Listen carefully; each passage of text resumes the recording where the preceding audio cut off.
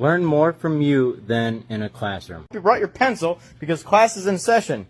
Today's subject is timing chains. And not just any timing, GM timing in the 2830 and 3.6 engines. Since this is such a common issue, a lot of mechanics or technicians, as soon as they see a handful of timing codes, they immediately just quote you for a timing replacement. Most of them don't actually understand what all these different codes mean and how they work together. Before you can even begin to understand what any of these codes mean, you have to understand the different parts and their differences. The first one is going to be the sensors. These are what tell the computer the position of the camshaft. Now, these engines have 4 of them. You have a bank 1 exhaust, bank 1 intake, you have a bank 2 intake, and a bank 2 exhaust. Generally, when these go bad, you're just going to have a circuit code, which is not a big deal, and it is very easy to narrow down and replace the sensor to fix that issue. Now, the big one that people have trouble separating and understanding is the solenoid and the actuator. Solenoid is what ultimately controls and tells cam gear or phaser what to do. Directs oil flow through these 3 different passages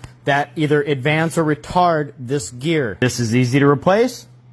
This is not. So, if you have a P0010, 13, 20, or 23, which all mean actuator solenoid valve control circuit, that means that there is an issue with the circuit. The solenoid itself probably went bad. If you have 1 or more of these codes circled in black, you're most likely okay. On the other hand, if you have an 11 or 14 paired together, both for bank 1 intake and exhaust, that is not good. That is for system performance. Same thing goes for if you have 21 or 24 combined.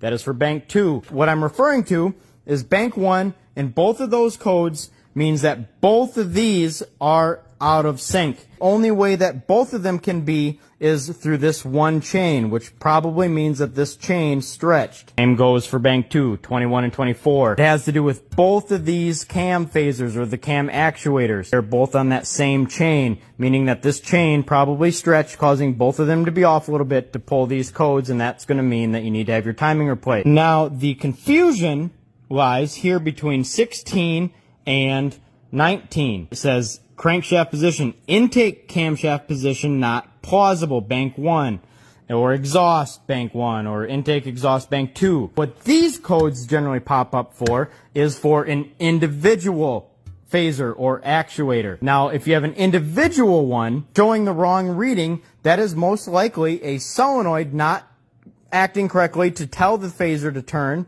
or a sensor reading incorrectly. There is no way that this chain can stretch and affect only one of these gears. So when you get these codes, you need to dig a little bit deeper.